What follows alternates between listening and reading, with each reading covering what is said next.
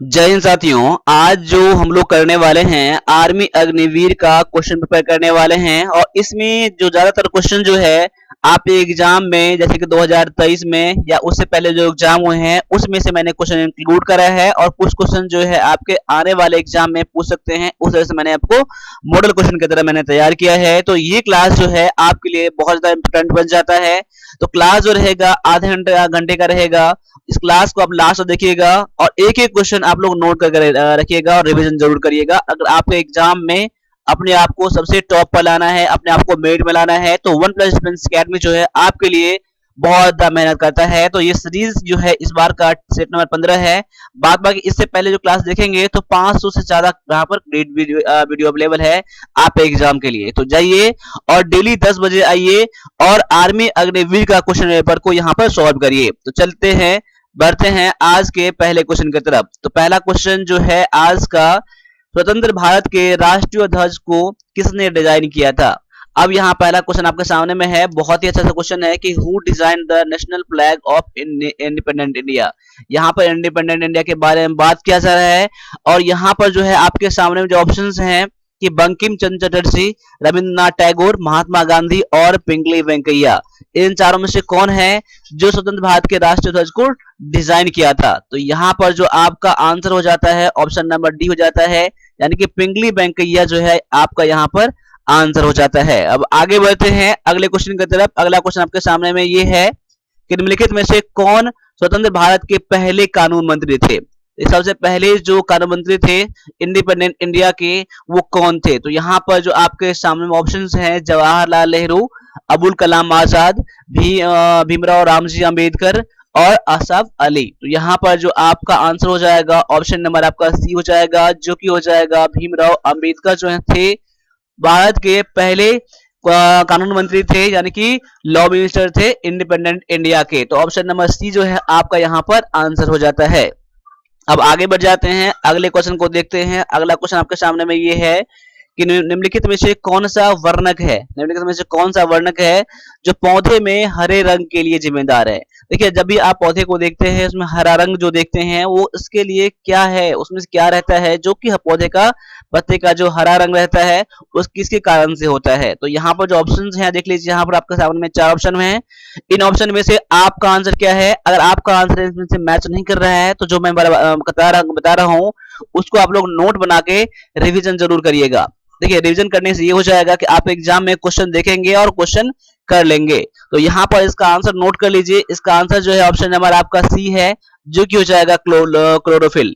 Chlorophyll के कारण ही आपके पौधे का जो रंग जो होता है वो हरा होता है। तो ऑप्शन नंबर आपका सी जो है आपका यहाँ पर आंसर हो जाता है। अब आगे बढ़ते हैं, अगले क्वेश्चन को देख लीजिए। यहाँ पर क्वेश्चन ये है कि सोडियम धातु को किसमें संग्रहित किया जाना चाहिए। देखिए सोडियम का धातु जो होता है किसमें हम लोग उसको रख सकते हैं, किसमें हम लोग इसको स्टोर कर सकते हैं। तो यहाँ पर ऑप्शन जो आपका है अल्कोहल, केरोसिन ऑयल और वाटर और हाइड्रोक्लोरिक एसिड।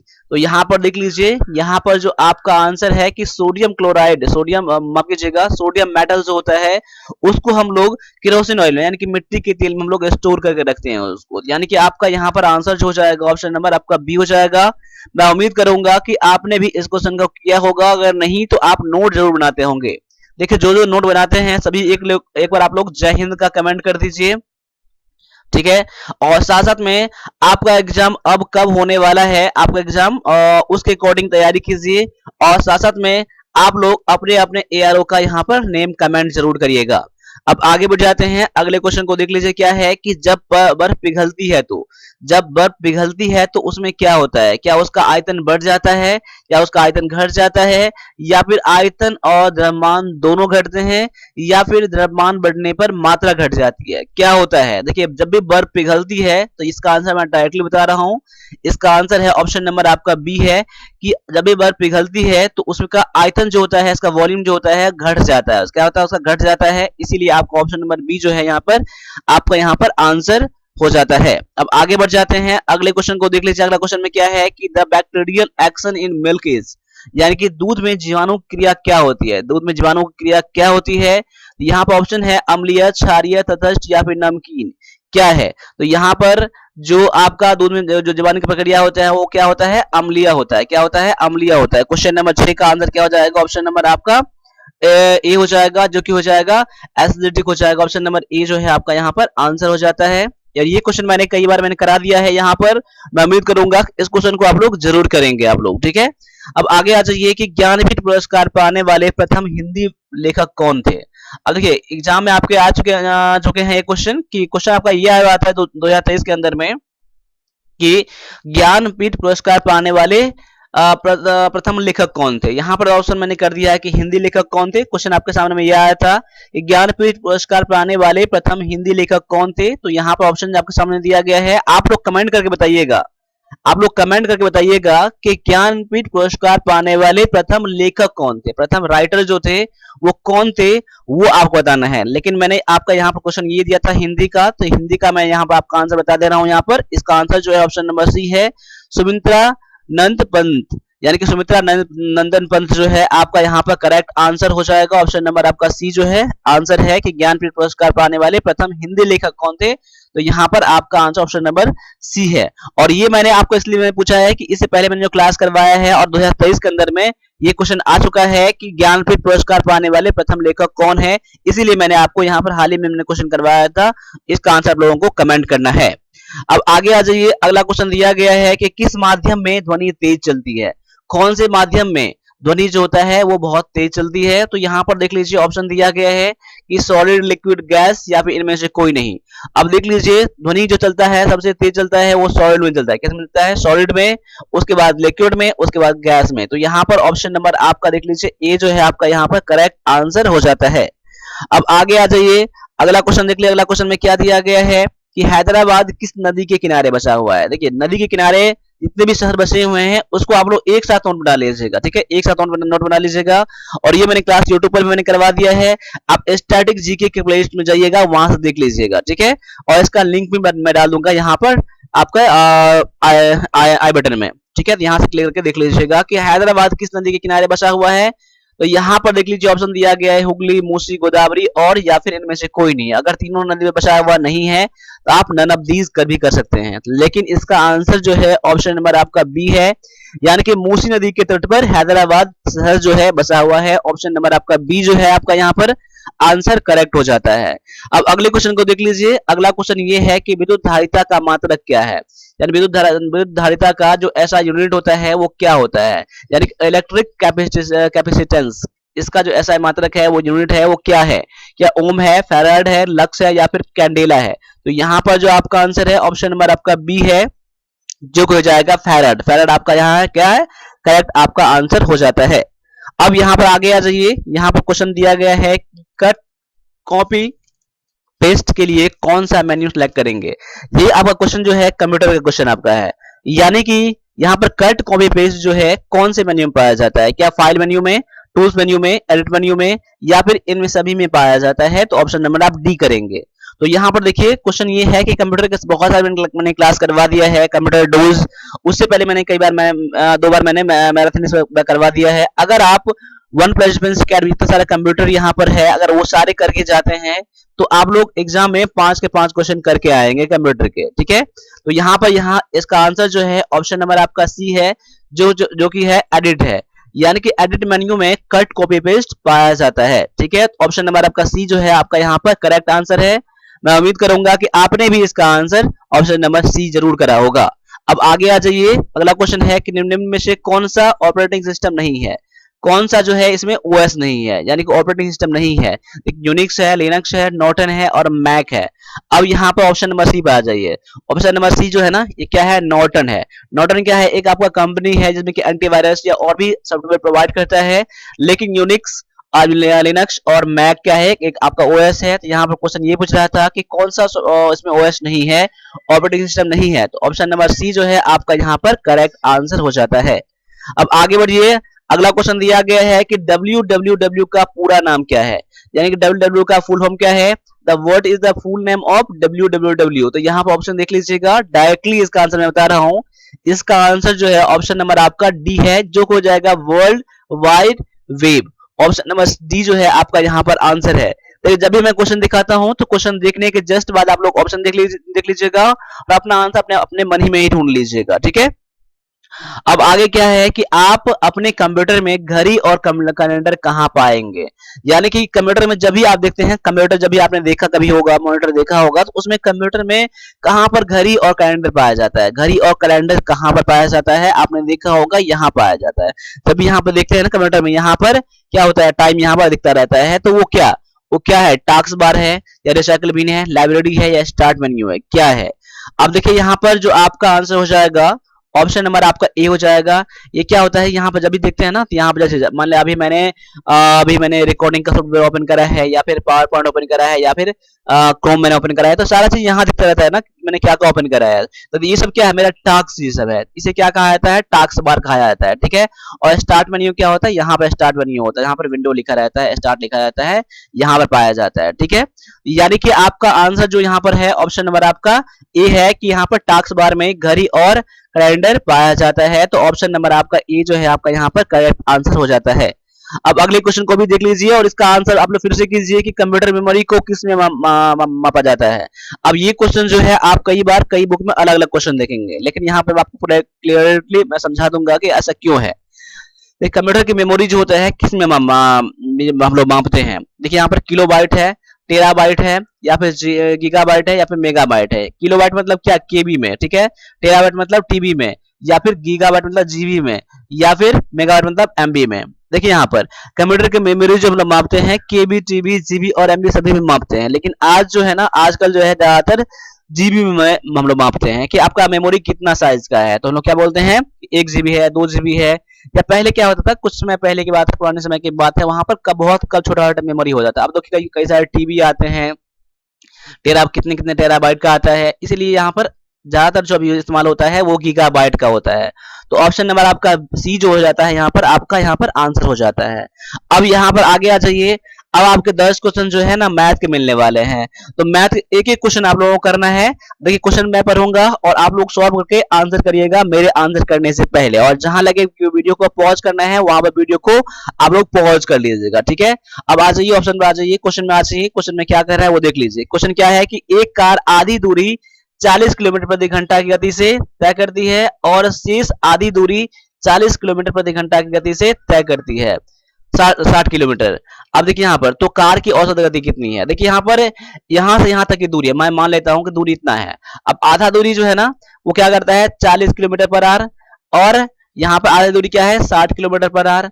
अब पूरा दूरी जो तय करता है उसका एवरेज स्पीड कितना है वो आपको निकालना है। देखिए अब इसके निकालने के कई सारे तरीके होते हैं, लेकिन मैं इसका डायरेक्टली यहाँ पर एक बार बता रहा हूँ फॉर्मूला। क्या बता रहा हूँ, फॉर्मूला बता रहा हूँ। किसका बता रहा हूँ, तो average speed, AVRAG। Average speed का फॉर्मूला क्या होता है, ये किस कंडीशन में लगाएं, कब लगाएं फॉर्मूला, जब आधी आधी दूरी की बात हो, या आधा दूरी है और आधा दूरी है, या फिर हो सकता है कि यहां से यहां तक गया कोई और स्पीड से और यहां से यहां तक आया कोई और स्पीड से।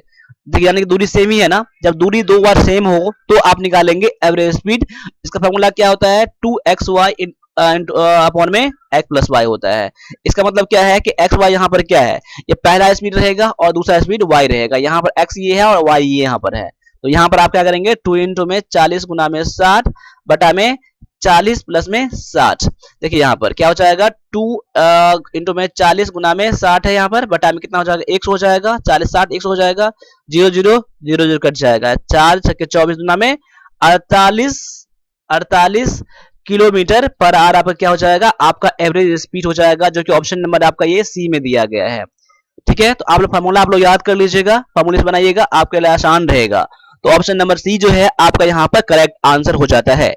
अब आगे आ जाइए, अगला क्वेश्चन दिया गया है कि 8,000 रुपये पर 6% वार्षिक प्रतिवर्ष की दर से 3 वर्ष का साधारण ब्याज क्या होगा। यहाँ पर आपके एग्जाम में इस बार पूछ लिया गया है सेम का सेम क्वेश्चन, और ये भी जो आपने क्वेश्चन देखा है ना, ये भी आपके एग्जाम में आ चुके हैं इस बार ही 2023 के अंदर, और 2023 में ये भी क्वेश्चन पूछ लिया गया है। अब इतना हल्का उम्मीद नहीं कर सकते हैं कि इतना आपका एग्जाम जो आने वाला है, लेकिन मैंने पहले बताया था कि आप एग्जाम में कुछ भी हो सकता है। देखिए क्वेश्चन आसान रहेगा ना तो आपका मेरिट हाई जाएगा, एक ही बात है, क्योंकि बच्चे अधिक बनाएंगे, क्वेश्चन हार्ड जाएगा तो मेरिट कम जाएगा। तो इसमें आसान और डिफिकल्ट की बात नहीं है, यहाँ पर है आप लोगों को जो क्वेश्चन आए सामने में हर एक क्वेश्चन को करके जाना है, चाहे वो आसान रहे या डिफिकल्ट क्वेश्चन रहे। लेकिन मैं ये नहीं कहूंगा कि आपके सारे क्वेश्चन आसान ही करने हैं या सारे क्वेश्चन डिफिकल्ट ही करने हैं।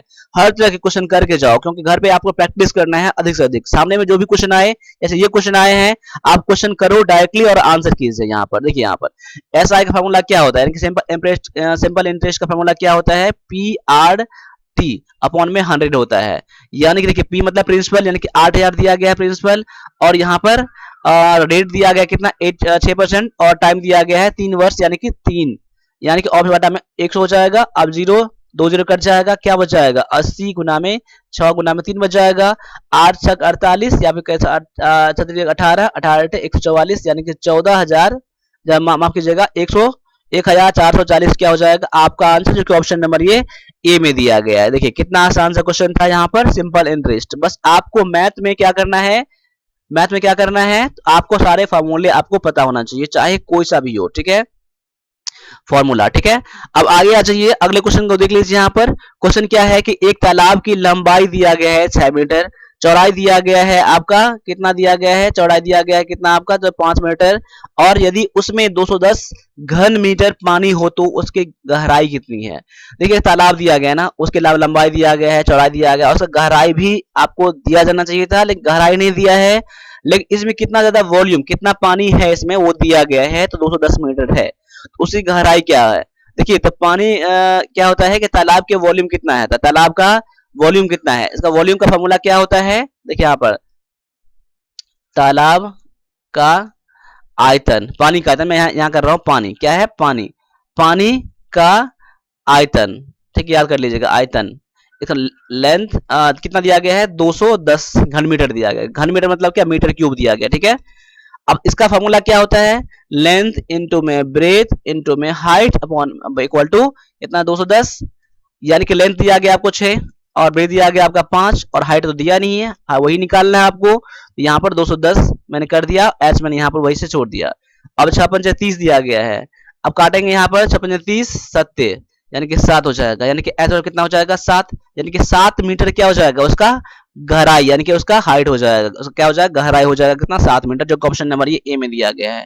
यानी कहने का मतलब क्या है, मैं इसको यहाँ इरेज कर दे रहा हूँ। यहाँ पर कहने का मतलब ये क्या है इसका कि तालाब का जो वॉल्यूम जो होता है ना, लेंथ यानी कि लंबाई गुना में चौड़ाई, चौड़ाई यानी कि बी गुना में ऊंचाई, ऊंचाई दिया गया है हाइट या ऊंचाई बोले या फिर डीप बोले, ठीक है। अब इक्वल टू 210 हो जाएगा। अब यहाँ देखिए मीटर सारा दे दें, घन मीटर, तो मीटर मीटर और इसका है हाइट का भी क्या है मीटर है आपका, इसलिए आपको घन मीटर दिया गया है। अब यहाँ पे कहते हैं 6 गुना में 5 गुना में एच, ऐसा कर लीजिएगा, डायरेक्टली आपका यहाँ पर आंसर निकल जाएगा, यानी कि आपको फॉर्मूला पता होना चाहिए था। अब आगे बढ़ जाइए, अगले क्वेश्चन को भी देख लीजिए, इसको भी सॉल्व करिए आप लोग। यहाँ पर क्या दिया गया है, x प्लस वाई दिया गया है 20 दिया गया है, और एक्स वाई दिया गया है 84 दिया गया है। तो यहाँ पर क्वेश्चन क्या पूछ रहा है कि एक्स स्क्वायर प्लस में वाई स्क्वायर का फॉर्मूला क्या है, मतलब इसका वैल्यू क्या है। ये क्वेश्चन बनाने के लिए देखिए आपको फॉर्मूला पता होना चाहिए अलजेब्रा का।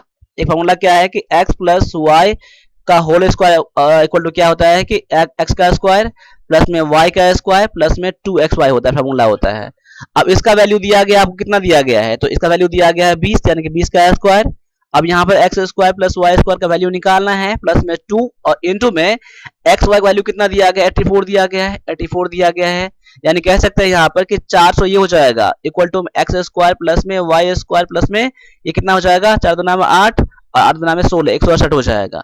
अब यह मुझे क्या करना है, इसको मुझे इस तरफ करना है ना, अब इसको इस तरफ, यानी एक्स स्क्वायर प्लस में वाई स्क्वायर बराबर कितना हो जाएगा 400 माइनस में 168। मैं इसको यहाँ सॉल्व कर दे रहा हूँ यहाँ पर कि एक्स स्क्वायर प्लस में वाई स्क्वायर बराबर कितना हो जाएगा 400 माइनस में 168 हो जाएगा। अब घटा कर जो भी आएगा वही आपका आंसर रहेगा, तो घटा कर देखेंगे यहाँ पर कितना हो जाएगा 2 हो जाएगा 9 3 और यहाँ पर हो जाएगा 3 2, यानी कि 232 क्या हो जाएगा आपका आंसर, जो कि ऑप्शन नंबर ये ए में दिया गया है। बस आपको क्या करना था, आपको ये फॉर्मूला पता होना चाहिए था, तभी आप इसका आंसर कर सकते थे, ठीक है। इसके और भी तरीके हैं, लेकिन यहाँ पर एक फॉर्मूला दिया गया था, इसी फॉर्मूले पर मैंने इसको बना दिया है और बहुत ही आसान तरीका है ये। तो यहाँ पर फॉर्मूले आप लोग याद कर लीजिएगा, यानी फॉर्मूला क्या था ए प्लस बी का होल स्क्वायर का फॉर्मूला था, ठीक है, ए प्लस बी का होल स्क्वायर का फॉर्मूला, उसे मैंने सारा बैठा दिया है। अब आगे आ जाइए, अगले क्वेश्चन को देख लीजिए। यहाँ पर नंबर सिस्टम का भी एक क्वेश्चन आपके एग्जाम में आया था, तो यहाँ पर नंबर सिस्टम का ही एक क्वेश्चन है आपका यहाँ पर कि एक संख्या को उसके 2/3 मान में जोड़ा गया 35 के बराबर है तो वह संख्या क्या है। अब क्वेश्चन क्या है, संख्या, यहाँ पर संख्या मान लीजिए आप लोग, क्या मान लीजिए, नंबर मान लीजिए, कितना है, x मान लीजिए। तो क्या आ जाएगा, तो नई संख्या क्या हो जाएगा, या संख्या, तो संख्या का 2/3 कितना हो जाएगा, 2/3 कितना हो जाएगा, यानी कितना हो जाएगा, 2x बटा में 3 हो जाएगा। अब क्या है, जब जोड़ा गया ना संख्या में, संख्या के 2/3 को जोड़ा गया है तो कितना है, 35 हो जाता है डायरेक्टली। तो संख्या क्या है आप निकाल लीजिएगा, यहाँ पे x की वैल्यू क्वेश्चन बटा 1 कर लीजिए, दोनों का सेम 3 हो जाएगा, यहाँ कितना हो जाएगा, 3 और 2 5, यानी कह सकते हैं कि 5x बटा में 3 हो जाएगा, बराबर में 35 हो जाएगा, बटा में 1। अब देखिए 5 7 35, अब x गुना करेंगे तो x x x रहेगा, यानी कि x यहाँ पर रहेगा, बराबर कितना हो जाएगा, 7 में 21 21, यानी कि x बराबर कितना हो जाएगा, 21 हो जाएगा, जो ऑप्शन नंबर ये बी में दिया गया है। क्लियर है। बस देखिए नंबर सिस्टम में क्या होता है, नंबर सिस्टम में अगर ये आपका वर्ड वाला आपका होना, आप लोगों को क्या करना है, इस वर्ड पर ध्यान देना है कि वर्ड क्या कह रहा है, ठीक है, आप एक क्वेश्चन बन जाएंगे, ठीक है। वैसे भी आप 1+ अकेडमी के सारे क्लास देख रहे हैं तो इसी लेवल के आपके एग्जाम में आने वाले हैं, ठीक है। अब आगे आ जाइए, अगला क्वेश्चन दिया गया है आपका कि एक शंकु का आयतन ज्ञात कीजिए। शंकु, ये आपको क्वेश्चन एग्जाम में आ चुके हैं, 2023 के अंदर में ये क्वेश्चन आ चुके हैं, ये कि एक शंकु का आयतन क्या है, ज्ञात कीजिए, जिसकी आधार की त्रिज्या 9 सेंटीमीटर और ऊंचाई कितना है, 14 सेंटीमीटर है। देखिए शंकु का आयतन कितना होगा, देखिए पहले सबसे पहले पता होना चाहिए इसका रेडियस कितना है, तो 9 सेंटीमीटर दिया गया है, और इसका हाइट दिया कितना, तो 14 सेंटीमीटर दिया गया आपका, ठीक है। और शंकु का फॉर्मूला यानी कि क्या, वॉल्यूम, वॉल्यूम ऑफ अ कोन का फॉर्मूला क्या होता है, क्या होता है कि 1/3, माफ कीजिएगा 1/3, इसका फॉर्मूला क्या होता है, 1/3 इंटू में पाई पाई आर स्क्वायर एस, ये फॉर्मूला होता है ना, 1/3 इंटू में पाई का वैल्यू बस बटा में 7 गुना में आर स्क्वायर कितना दिया गया है, आर दिया गया है 9, तो 9 गुना में 9 हो जाएगा, एस दिया गया है 14। अब क्या करना है, आप डायरेक्टली निकाल लीजिए, काट लीजिए आप लोग, ठीक है। 3 से काटेंगे तो 3 3 9, और 7 से काटेंगे कितना हो जाएगा, 7 गुना में 14, और कोई कट रहा है, नहीं कट रहा है आपका, यानी बच क्या रहा है आपका, तो 22 गुना में 3 गुना में 9 गुना में 2। अब यहाँ पर गुना करिए आप लोग, कितना हो जाता है, यानी कि 9 9 27 9 54, 54 गुना में 22 कितना हो जाएगा, 54 22 गुना करेंगे तो 54 है, और 22 गुना करेंगे तो 22 चौक 84, 22 चौक 22 चौका में 88, हाथ में 8, और यहाँ पर 22 पंचे को 10, 110 और 8 कितना हो जाएगा, 118, यानी कितना हो जाएगा, 1188, क्या हो जाएगा, 22 पंचे को 10 और 110 118, यानी कि ऑप्शन नंबर ये बी में दिया गया, देख लीजिए यहाँ पर, ठीक है। यानी कि फॉर्मूला आपको पता होना चाहिए, ये फॉर्मूला, ठीक है, क्या है, वॉल्यूम पता होना चाहिए। क्वेश्चन देखिए, जिसने बच्चा ने ऑप्शन नंबर अगर बी कराया है उसका आंसर ठीक है। देखिए ये क्वेश्चन जो आया था ना, अगर मैंने हमेशा की तरह बताया था कि आप जो फॉर्मूला पता होना चाहिए, बहुत सारे बच्चे ऐसे भी होंगे जिसका फॉर्मूला पता ही नहीं होगा, वो क्वेश्चन करके नहीं आए होंगे, इतना मुझे मालूम है, ठीक है। इसलिए फॉर्मूला आप लोगों को तो पता होना ही चाहिए था, ठीक है, और इसके फॉर्मूला पता होगा ना, उसके लिए क्वेश्चन बिल्कुल आसान सा क्वेश्चन है ये, ठीक है। अब आगे आ जाइए, इसको भी सॉल्व करिए आप लोग, क्वेश्चन देख के घबराना नहीं है, डायरेक्टली क्वेश्चन बनाना है। ये रूट के अंदर में रूट है, रूट के अंदर में रूट है। अब देखिए यहाँ पर इसका पहले आपका स्क्वायर रूट निकाल लीजिए, इसका जो स्क्वायर रूट निकालेंगे कितना हो जाएगा, 5 5 25 होता है ना, इसका हो जाएगा वैल्यू हो जाएगा 5, यानी कह सकते हैं कि 5 हो जाएगा, यानी 11 और 5 कितना हो जाएगा, 16 हो जाएगा, ये कितना हो जाएगा 16। अब 16 का स्क्वायर रूट कितना होता है, 4 होता है ना, 4। अब 12 4 16 हो जाएगा, तो रूट नंबर कितना हो जाएगा 16, जब बाहर निकालेंगे तो 4 हो जाएगा, तो 4 दिया गया, ऑप्शन में दिया गया, ऑप्शन नंबर ये में बी में दिया गया है, तो बी क्या है आपका यहाँ पर आंसर है। देखिए मैंने क्वेश्चन में समझा दिया, इसका निकालेंगे आप स्क्वायर रूट तो 5 हो जाएगा, 5 इसमें 11 में जोड़ेंगे तो कितना 16 हो जाएगा। अब 16 का स्क्वायर रूट निकालेंगे 4 हो जाएगा, अब 4 निकल गया, 4 में 12 जोड़ देंगे कितना हो जाएगा 16। अब इसके अंदर में क्या 16 है, 16 को जब बाहर निकालेंगे तो 4 आपका जो है आंसर दिया गया, क्वेश्चन नंबर ये ए बी में दिया गया है। क्लियर, ऑप्शन में बी है आपका आंसर। अब आगे आ जाइए, इसको भी सॉल्व करिए आप लोग। क्वेश्चन क्या है, ये आपका क्वेश्चन दिया गया है एवरेज से, एज से दिया गया है, तो एवरेज की इस बार 2-3 क्वेश्चन आए हुए थे आपके 2023 के अंदर में। अब क्वेश्चन क्या है यहाँ पर देख लीजिए कि एक पिता क्या है अपने पुत्र से 20 वर्ष बड़ा है, लेकिन 5 वर्ष बाद पिता की आयु अपने पुत्र की आयु से 3 गुनी रह जाती है, तो उसकी वर्तमान आयु कितनी है। वर्तमान उनकी मतलब क्या है, पिता और पुत्र का दोनों का। मैं मान लेता हूं यहाँ पर कि सन्स एज कितना है, मैं मान लेता हूं x, तो उसका फादर एज कितना हो जाएगा, फादर्स एज कितना हो जाएगा, फादर्स एज में निकाल रहा हूँ यहाँ पर, फादर एज कितना हो जाएगा, यहाँ पर 20 वर्ष बढ़ा है ना, तो x प्लस में 20 हो जाएगा, ठीक है, इतना ईयर हो जाएगा फादर। अब कह रहा है लेकिन 5 वर्ष बाद, 5 वर्ष बाद तो देखिए पिता का पुत्र का दोनों का बढ़ेगा, तो x प्लस में 5 बराबर में कितना हो जाएगा, x प्लस में 20 प्लस में 5। 5 वर्ष बाद क्या कर रहा है, 5 वर्ष बाद यहाँ पर इसका ये है 5 वर्ष बाद, यानी इसमें मैंने दोनों ऐड कर दिया मैंने। 5 वर्ष बाद क्या कह रहा है कि अपने पुत्र से 3 गुना रह जाएगा ना, मैं इसके यहाँ कर रहा हूँ फिर पुत्र से 3 गुना, मैं 3 गुना मैंने कर दिया यहाँ पर, इसे माफ कीजिएगा, पुत्र यहाँ दिया ना, पुत्र तो इसका ये एज है, 3 गुना इसमें हो जाएगा, थोड़ा माफ कीजिएगा, मैं इसको थोड़ा यहाँ पर एरेज कर दे रहा हूँ, यहाँ पर थोड़ा यहाँ पर मैं इसको थोड़ा इरेज कर दे रहा हूँ यहाँ पर, ताकि आपको समझने में दिक्कत ना हो। अब देखिए यहाँ पर क्या हो जाएगा कि x प्लस 5, ये आपका पुत्र का आयु में 5 वर्ष, और x प्लस 20 दिया गया है पिता का। अब दोनों का क्या है, अब इससे 5 वर्ष बाद है, 5 वर्ष बाद कर दीजिए। अब पुत्र की आयु का 3 गुना ना, तो पुत्र का आयु का 3 गुना मैंने कर दिया पिता का आयु, बस इतना था करना था आपको। अब गुना कर लिए, 3x तो ये हो जाएगा, 3x प्लस में 15 हो जाएगा, बराबर में x प्लस में 25 हो जाएगा। अब x वाला को एक जगह कर दीजिए, यानी कि 3x में से x घट जाएगा, कितना हो जाएगा 2x। अब इसको आप इस तरफ कर दीजिए, क्या हो जाएगा आपका, इसको इस तरफ करेंगे तो यानी कि 25 में से कितना हो जाएगा, घट जाएगा 15, तो कितना हो जाएगा 10 हो जाएगा। अब x का वैल्यू निकालेंगे ना, तो 2 पंचे 10, 2 पंचे 10, यानी x बराबर कितना हो जाएगा 5। तो x आपने क्या माना था आपने, तो सन का एज यानी कि पुत्र का एज कितना हो जाएगा 5 वर्ष, तो पुत्र का एज हो जाएगा 5 वर्ष, यानी कि सन का एज कितना हो जाएगा 5 वर्ष हो जाएगा।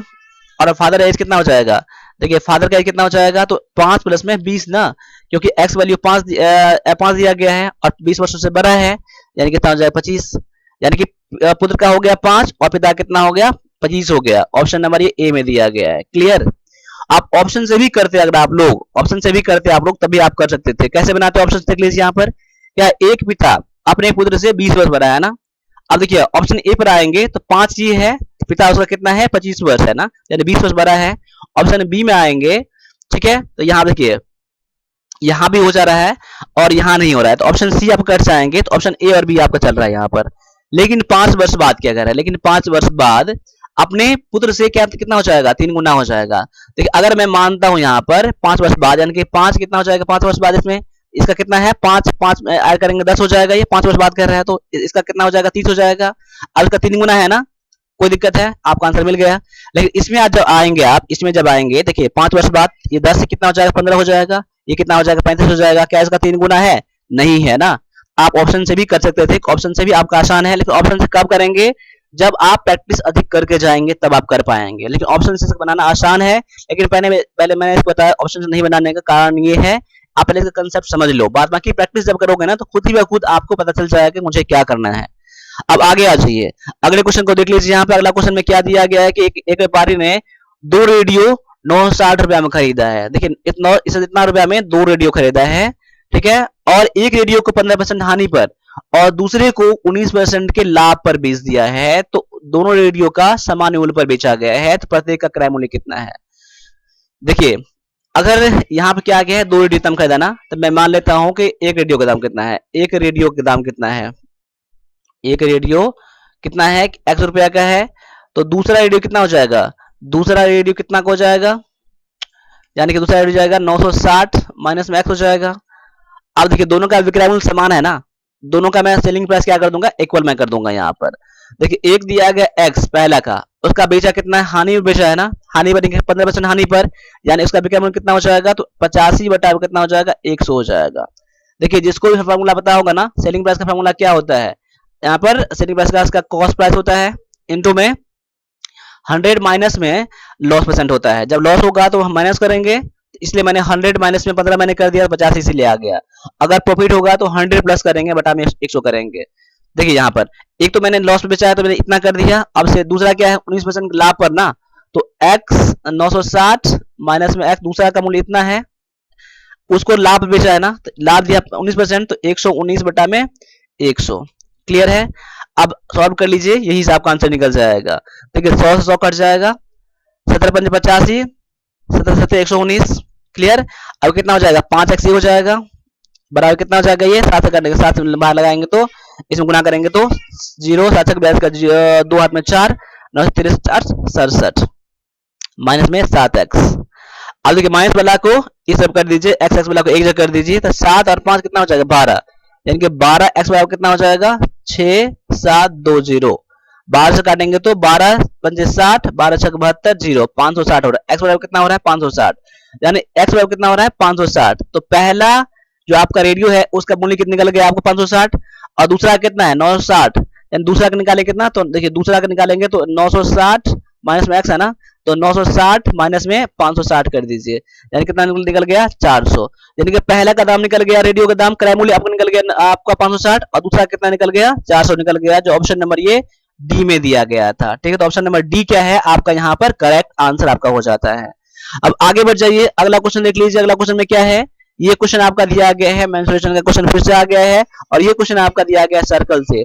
तो सर्कल से एक बार इसमें भी क्वेश्चन आया है, तो अगला क्लास जो रहेगा मैं आपको समझा दूंगा कि सर्कल का कौन सा क्वेश्चन आया था। ठीक है, अब यहाँ पर क्वेश्चन क्या है कि एक साइकिल के पहिए का व्यास 70 सेंटीमीटर है, 720 चक्कर लगाने पर वह दूरी तय करता है कितना। अब देखिए यहाँ पर सबसे पहले पता कर लीजिए कि एक बार जब घूमेगा तो उसका कितना दूरी तय करेगा, तो 720 से गुना कर दीजिएगा, 720 चक्कर में कितना घूमेगा। अब देखिए एक बार जो घूमता है ना तो वो क्या निकालते हैं, उसका परिधि निकालते हैं, जितना उसका चक्का का जो रहेगा पहिए का परिधि रहेगा इतना एक बार में दूरी तय करेगा। यानी कि उसका परिधि का फॉर्मूला क्या होता है, पैरामीटर ऑफ ए सर्कल क्या होता है, तो इसका होता है 2 पाई आर होता है। अब आर का वैल्यू निकल जाएगा, इसका व्यास दिया गया, डी दिया गया, डायमीटर दिया गया 70 दिया गया है, तो यहाँ पर रेडियस कितना हो जाएगा 70 अपॉन में 2 हो जाएगा, यानी कह सकते हैं कि 35 सेंटीमीटर क्या हो जाएगा इसका रेडियस हो जाएगा। यानी कि 2 इंटू पाई का वैल्यू बटा में 7 गुना आर का वैल्यू कितना है 35 है, 7 पंचे 35, 5 गुना 10, यानी कि 220 सेंटीमीटर क्या हो जाएगा इसका एक बार में चलेगा इतना। ठीक है, यानी कि 720 चक्कर में 720 चक्कर में कितना लगाएगा, चक्कर में कितना लगाएगा 220 गुना में 720, आगे गुना कर लीजिए, 0 0 हो जाएगा, 0 0 हो जाएगा, 22 गुना में 44, हाथ में कितना 22 गुना में 44 हाथ में 4, और 22 सते 154, 154 154 4 158, 158 आपका सेंटीमीटर है ना, सेंटीमीटर जब मीटर बनाएंगे कितना हो जाएगा, ऑप्शन मीटर में दिया गया है ना, तो 100 से भाग लगाएंगे ना, तो 158 400 बटा में 100 करेंगे, 0 0 कट जाएगा, यानी कितना जाएगा 1584 मीटर आपका क्या हो जाएगा आपका आंसर। ऑप्शन नंबर ये बी में दिया गया है। क्लियर, तो ऑप्शन नंबर बी क्या है आपका यहाँ पर आंसर है। तो अभी मैंने 25 क्वेश्चन बताए हैं आपके एग्जाम के लिए, आगे और भी क्वेश्चन आएंगे, 25 क्वेश्चन आएंगे। अगर मैं एक क्लास में 50 क्वेश्चन करवाता हूं, क्योंकि इंग्लिश के में थोड़ा टाइम लग जाता है तो काफी लंबा क्लासेस हो जाता है, तो एक एक क्लास आप लोग देखिएगा, जो सेट नंबर 15 है सेट नंबर 16 आएगा, सारी चीज मैं इसमें इंक्लूड कर दूंगा, आप इंग्लिश का भी। तो आप लोग वन प्लस डिफेंस अकेडमी के साथ जुड़िए, और जो भी कंटेंट है वन प्लस डिफेंस अकेडमी का सारे कंटेंट को आप लोग यूज कीजिए, और वन प्लस डिफेंस अकेडमी आपके एग्जाम के लिए सबसे बेहतर साबित होगा। यहाँ पर आपके कंटेंट आपके एग्जाम से रिलेटेड ही यहाँ पर क्लासेस सारे होते हैं। तो अभी के लिए इतना रहने दीजिए, मिलते हैं अगले क्लास में, तब तक के लिए सभी से एक बार फिर से जय हिंद जय भारत।